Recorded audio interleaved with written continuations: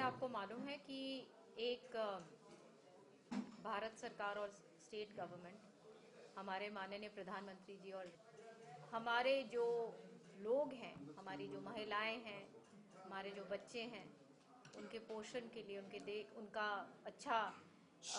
पोषण हो, खान पीन अच्छा हो, उसके लिए बहुत अच्छी अच्छी योजनाएं बनाई हुई हैं। और जो खाना पीना, एक साधारण जो लैंग्वेज में मैं बात बताऊं कि जो खाना पीना जो हमारे बच्चों के लिए और महिलाओं के लिए पहुंचाया जाता है आंगनवाड़ियों के तहत, वो सही तरीके से पहुंच रहा है या नहीं, और जो मंशा है इन सारी स्कीम्स की, उसका लाभ मिल रहा है या नहीं, ये दो चीजें बहुत जरूरी हैं। और इसके लिए मैंने ये कहा है कि जितनी भी हमारी जो अधिकारी हैं कि वो ज्यादा से ज्यादा फील्ड विजिट्स करें, जमीन पर जाएं और रिपोर्ट मेरे को दें रेगुलर बेसिस पे, महीने में एक बारी वीडियो कॉन्फ्रेंस के तहत। ये मेरे को सारे की सारे जो एडीसीज के साथ मेरी वीडियो कॉन्फ्रेंसेस होएंगी, जो नोडल ऑफिसर्स हैं इन सारे स्कीम्स के लिए, कि जमीन पर क्या प्रोग्रेस है और क्या काम हो रहा है। विभाग भी, जितने भी अधिकारी हैं, उनका चार्ट बनाया जाए, उनकी ड्यूटीज का चार्ट, कि किसने क्या काम किया है और कहाँ कहाँ कमी है और कहाँ कहाँ अच्छा काम हो रहा है, ताकि उस तरीके से कार्रवाई हो सके। तो देख रेख जो जितनी भी स्कीम्स हैं उसकी ठीक से हो, लोगों तक लाभ पहुंचे, उसके लिए मीटिंग थी। महिला चौपाल की भी बात, क्योंकि हमारा ये मैनिफेस्टो के अंदर एक बहुत जरूरी पॉइंट था, तो उसके लिए भी मैंने कहा है कि महिला चौपाल आंगनबाड़ी केंद्र के साथ इकट्ठा एक ही जगह होना चाहिए, ताकि गांव के अंदर एक जगह, एक हब बने कि वहीं पे चाहे बच्चे हों, चाहे हमारी माताएं बहनें हों, वो एक जगह सारा काम हो सके एक संगठित तरीके से। तो ये आंगनबाड़ी जो आपकी पहले से चल रही है, इनके साथ ही नया भवन या उसी में ही महिला चौपाल बने, इस तरीके की व्यवस्था की जाएगी? नए भवन उसमें कहीं कहीं जहां पंचायत भी कमरे दे सकती है,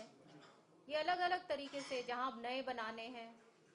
उस तरीके से सारी वो रिपोर्ट मेरे को सबमिट अब होएगी। जी। अभी मैं जो महिलाओं में खासतौर पे जो कमी है, पौष्टिक जिस तरीके का खाना जो मिलना चाहिए, जो आंगनबाड़ी के जरिए आपकी जो योजना है, क्या उसमें अधिकारी ने क्या रिपोर्ट दी है आज की बैठक में? किस तरीके से उनको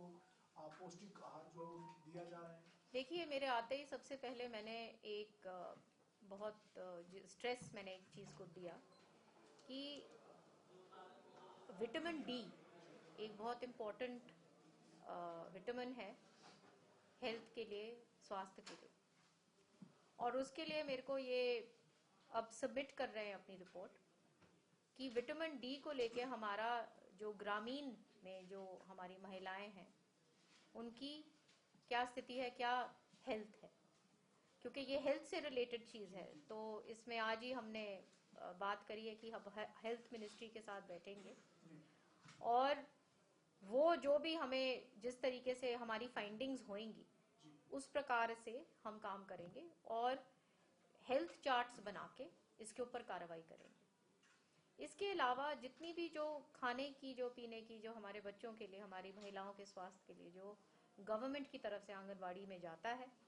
वो जमीन तक कितना जा रहा है या नहीं जा रहा, उसके लिए डिस्ट्रिक्ट या गांव वाइज हम कमिटीज भी अब बनाने जा रहे हैं,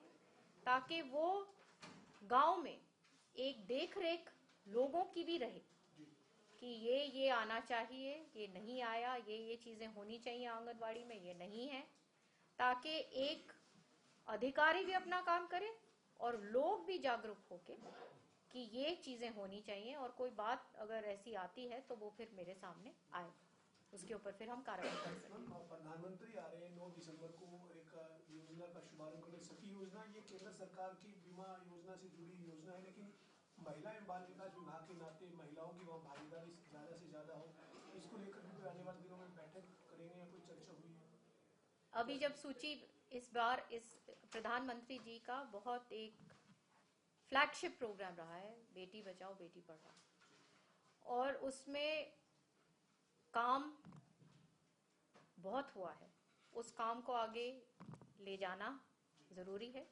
और इसके संदर्भ में मीटिंग्स होती रहती हैं और जो भी आगे हमें दिशा निर्देश मिलेंगे हम तैयार हैं। मैम, ये सखी योजना है क्या, इसके बारे में कोई जानकारी है? ये जैसे मैंने कहा कि ये तमाम कंपोनेंट्स जो हैं ये हमारी महिलाओं के लिए कि वो आगे किस तरीके से उनका स्ट्रीमलाइन हो सके, वो ये योजनाएं हैं। मैम, आपने आज सिंचाई विभाग की भी बैठक की है, उसमें तमाम अधिकारी मौजूद रहे। प्रदेश में जो नहरी पानी है किसानों के लिए वो पूरा उन्हें मिले, उसको लेकर किस तरीके की व्यवस्था की जा रही है और क्या दिशा निर्देश अधिकारियों को आपने दिए? पानी को लेके ये एक हमेशा एक ये बात रहती है कि सबसे पहले समान बंटवारा पानी का जो हमारे प्रदेश में है वो सारी जगह होना चाहिए, और इसके साथ साथ जो हमारी नहरों की जहाँ जहाँ रीमॉडलिंग करनी है, जहाँ जहाँ रिहैबिलिटेशन है, रीलाइनिंग है, वो जितने भी प्रोजेक्ट्स जो चल रहे हैं उसका जायजा लिया। और आने वाले टाइम के लिए, क्योंकि 2 पार्ट्स में आज हमने ज़्यादातर बात करी, एक तो मिकाडा का जो ड्रिप इरिगेशन बहुत ज़रूरी है, वो संबंधित डायरेक्टली वाटर कंजर्वेशन में है कि पानी बचाव कि किस तरीके से आगे हमारे जो किसान हैं उनको रास्ता दिखाया जाए, जैसे कि किस तरीके से ड्रिप इरिगेशन, बहुत सारे प्रोजेक्ट्स अभी चल भी रहे हैं और कामयाब जो जिसने पूर्ण रूप से उस प्रोजेक्ट को अपनाया है उसमें 100% कामयाबी मिली है और उसकी पैदावार भी बहुत अच्छे रिजल्ट्स मिलते हैं किसान को। तो हमें लोगों को, खेती को, किसानों को उस तरफ लेके जाना है। और माननीय मनोहर लाल जी के टाइम पर भी इस पे काम हुआ और चीफ मिनिस्टर साहब भी बहुत इसके साथ एक जुड़ाव रखते हैं कि जो जिस प्रकार से हमारे जो किसान जो हैं, अब क्योंकि पानी कम है हमारी स्टेट में और ख़ास तौर पे जो हमारे दक्षिण हरियाणा का इलाका है वहाँ पे बहुत ये राइस की फार्मिंग शुरू हो गई है और वो पानी को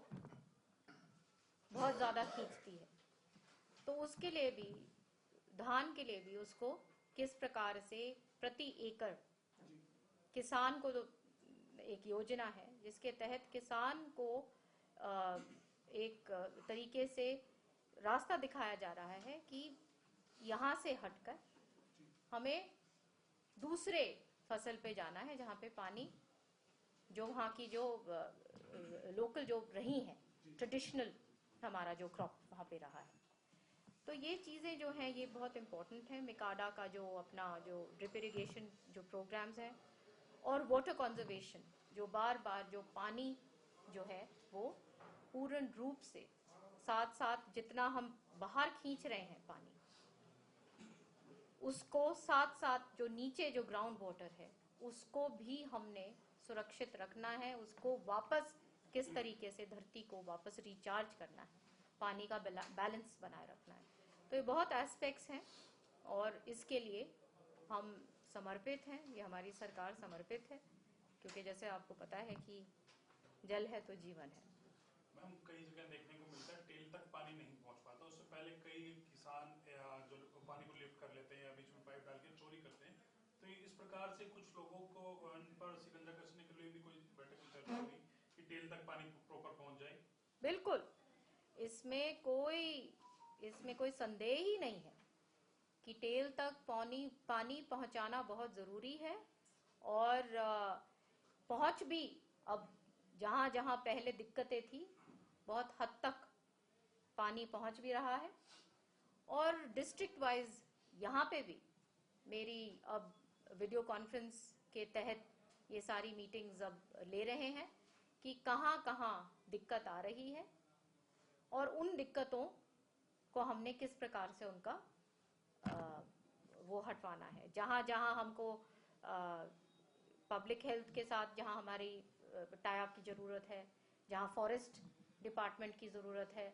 जहाँ हमें दूसरे अन्य विभाग की कहीं ज़रूरत है, तो वो सारा की सारा टाई अप भी हमारी बाकी मिनिस्ट्रीज के साथ वो काम चल रहा है। इस बार प्रधानमंत्री की जो विजिट है, क्योंकि पहले पानीपत से बेटी बचाओ की कैंपेन शुरू हुई थी, तो आपके डिपार्टमेंट की क्या तैयारी है और गवर्नमेंट की क्या 9 तैयारी है, तारीख को कितने लोग लेके जाएंगे? पानीपत आ रहे हैं मैम, सखी योजना जो बीमा योजना उसका शुभारंभ करने। देखिए, ये हमारे लिए बहुत बड़ा एक गर्व की बात है कि स्वयं प्रधानमंत्री जी आ रहे हैं और उन्होंने स्वयं इस चीज को अपने लेवल पर इतना आगे उन्होंने ये बात करी कि आज हमारा हरियाणा एक इस चीज में, चाहे आप देखिए उनके लीडरशिप के अंदर हमारा कितना, चाहे आप छोटी सी बात ले लीजिए, आंगनवाड़ी तक हमारी जो वर्कर्स हैं, सबसे अच्छी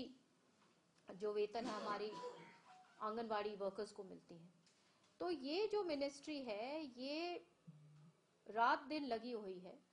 कि पूर्ण रूप से जितनी भी हमारी योजनाएं बनी हुई हैं, वो तमाम एक एक जो लोग हैं, एक एक जो हमारी बहन है,